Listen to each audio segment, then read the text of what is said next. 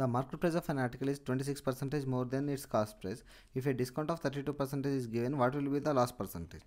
మనకు market price అనేది ఆ article is 26% more than the cost price. Cost price కంటే కాస్ట్ ప్రైస్ పర్సంటేజ్ మనం 100% అనుకుంటే market price of an article is 26 more than it అంటే 26% more అన్నాడు మార్కెట్ ప్రైస్. అప్పుడు మార్కెట్ ప్రైస్ ఏమవుతుంది 126% అవుతుంది.